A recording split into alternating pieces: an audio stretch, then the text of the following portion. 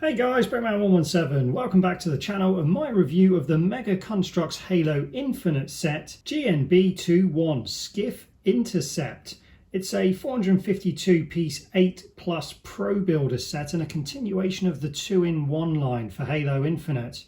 The primary build is the skiff itself, and the secondary builds or alternative builds are a stationary turret and what looks like a very arachnid looking quad walker. Figures wise, it comes with two identical brute warriors, a grunt conscript and a Spartan in Mark 7 armor. Weapons wise, you get one plasma pistol, a bulldog shotgun, a shock rifle and two manglers. Due to time restraints and some of the unusual building techniques and angles of this set, I opted to not create a speed build video for this one. It's not so I won't do it in the future, I just felt that I didn't have the time right now, and also it is very unusual the way it's put together, and I wasn't convinced that I would have been able to pull it off, so I think I'll hold that one for a later date.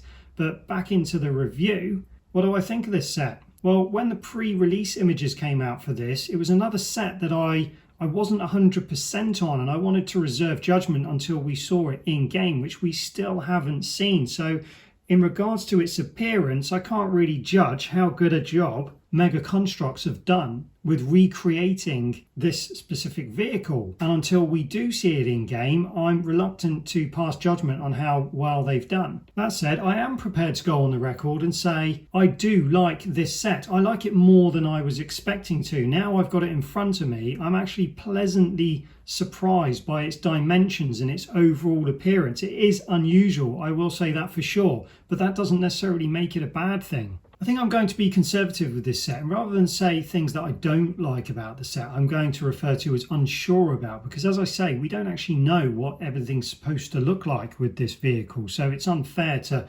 judge it as not correct when you don't actually know what the source material looks like. So I think we'll start off with what I do like about this build. The first thing I was surprised at is how wide this vehicle is. In the pre-release images, I couldn't really gauge the width of this vehicle, which I'm really pleased with. It's got quite a lot of presence to it. For a 450 piece set, it's a relatively decent sized vehicle, and you can certainly fit a lot of people in it, which I'll show you shortly. But in regards to what you get for your money, I'm relatively pleased in that respect. In terms of what it can do, you've got a few play features which I'm sure you've possibly seen if you've seen alternative reviews of this. You can turn the main gun on the front, the projectile launcher, by twisting this exhaust vent at the back, which just operates the gears in here. Very simple process down there along the bottom, and then it just turns this barrel on the front here. So I do like that, it works very well, it's incredibly convenient, and I think they've put this bit here, connecting it to the exhaust is the best way they could have done that in my mind, because you can drive it by that and turn it at the same time, which I think is really, really good. I think that's going to be very fun to use for those that play with these things. In regards to the projectile launcher, it's your standard projectile launcher, so there we go, if you've never seen that before. It does look a little bit unfinished, this projectile launcher, and I don't think you can really compare the looks of that to if you just put a standard weapon on the front there. I think we all know the standard weapon would look better, but then you lose the play feature, so I understand why they put these things on. You could always swap it out for one of your own weapons if you had something else. On the insides of these wings here, you have the holders for the two spare projectiles that come with this set, and then at the back the seat is fully tilting, so you can get figures in there nice and easy. You can adjust the angle of that, and you can also adjust the steering assembly up, so you can get your figure in nice and easily and then close it up to whichever angle you want, so your figure can hold onto the handles nice and easily.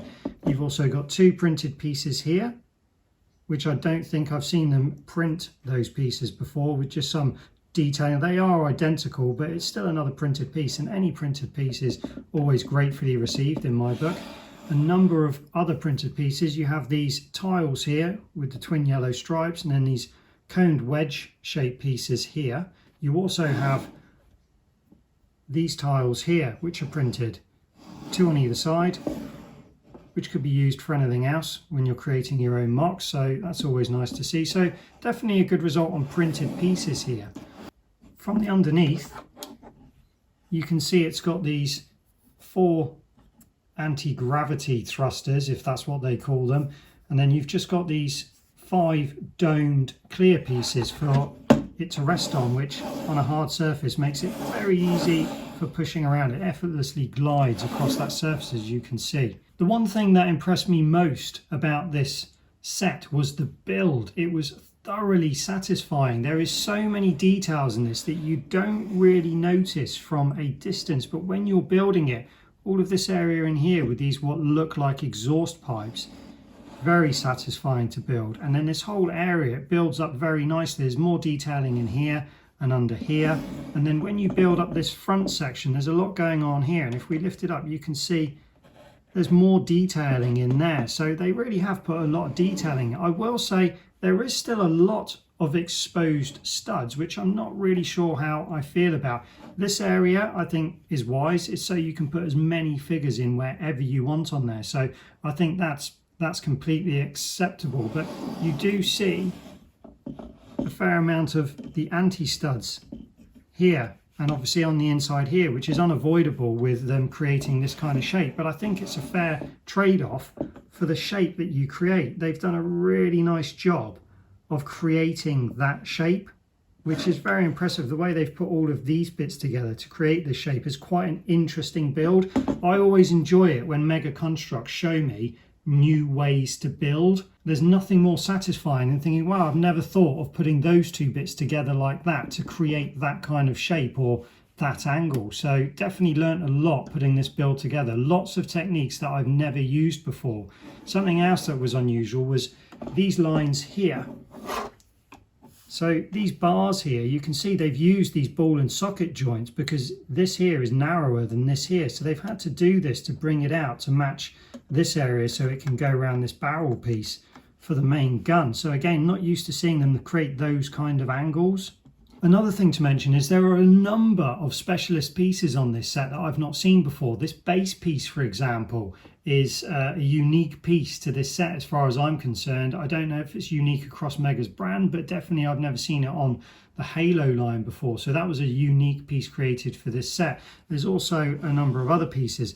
I've not seen this here. It's just a round 2x2 plate with a stud built into it. So you can press that into these pieces here, and then you've got the stud, or the pin should I say, for the pilot to be pinned into so he doesn't fall out of that seat. So that was a piece that I'm not familiar with either.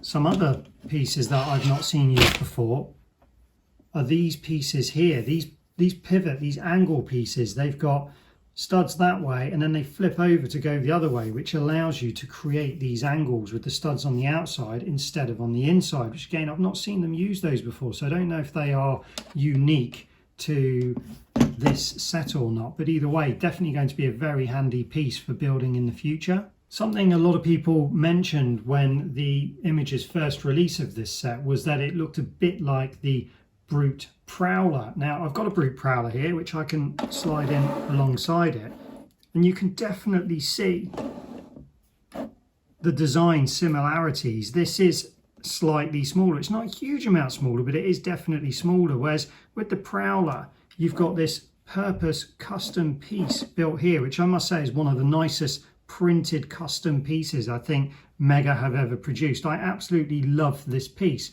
I'm not the biggest fan of the Prowler. I do think it's a very well put together model by Mega Construx, or Mega Bloks possibly when this one came out. So when you look at the overall finish of it, I think this set looks incredibly refined compared to this set. But then we don't know what this is supposed to look like. So maybe this is supposed to look slightly less refined. We just don't know.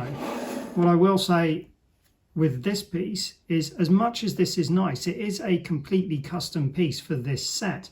Now the problem with this is I'm not aware that this piece here has been used for any other set other than the Prowler. So that's an awful lot of expense used to create this one piece that doesn't get used again. And when you look at the barrel in here, it sits so nicely in there. It's just incredible how well they've molded all this in together. And then you've got the same effect here with this barrel, but it's obviously all exposed. Now, I don't know whether they chose to go this way with it because they wanted to create more of a building experience, or whether they've done it like that simply because it looks like that in the game. I guess we'll have to wait to find out.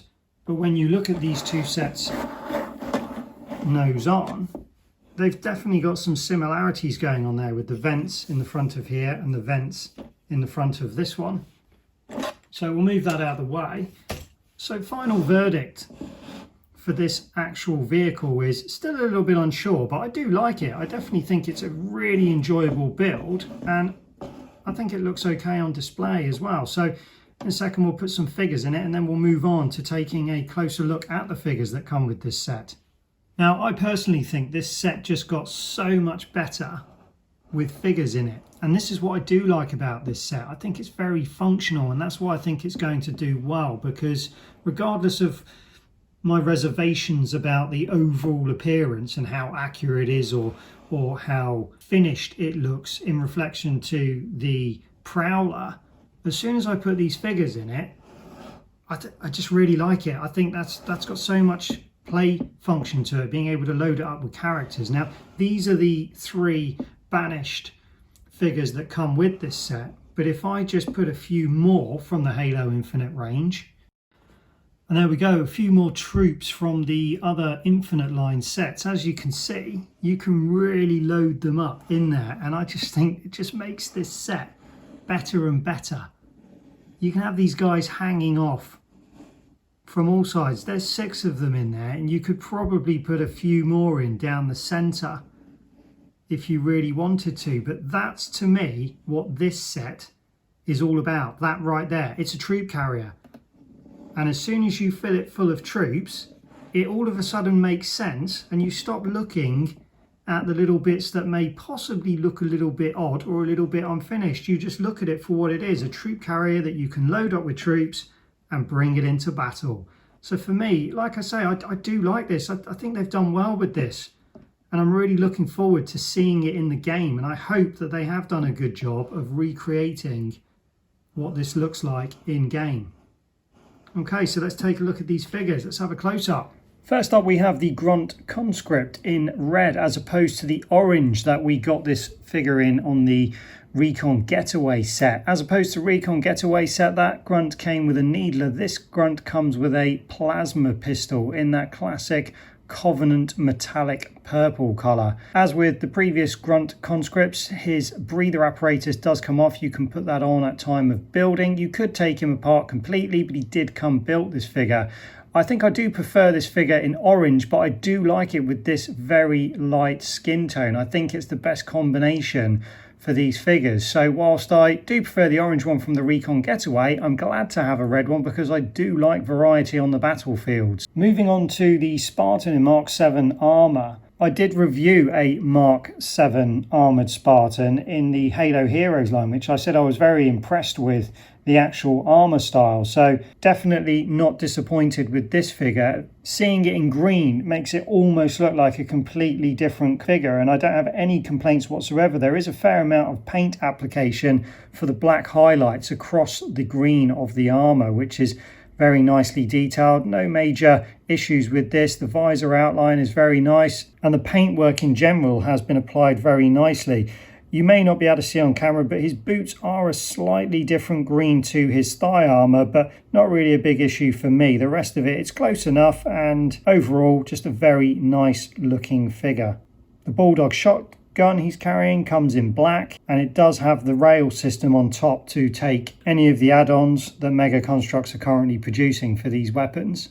Moving on, we come to the twin Brute Warriors. Now, as I said earlier on, these are identical, although they do have you put the shared set of shoulder armour across different shoulders just to make them look slightly different, which I think is a good idea because it does make them look different, even though if you put it on the same shoulder they'd look identical. So I've got one with his helmet on and one with his helmet off. You can see he's got the standard Brute mold face as all the other Brutes have that we've seen in this range. In regards to detailing, I'm super impressed with these. I absolutely love this style of armor. The silver paint applications to the chest armor and the groin piece is particularly well done and detailed. There's no sloppiness. It just looks really, really clean. For me personally, this is one of the reasons to buy this set. I will happily buy more of these sets to build up an army of these brutes. I just think they're one of the best looking brutes I've seen for an army builder. And again,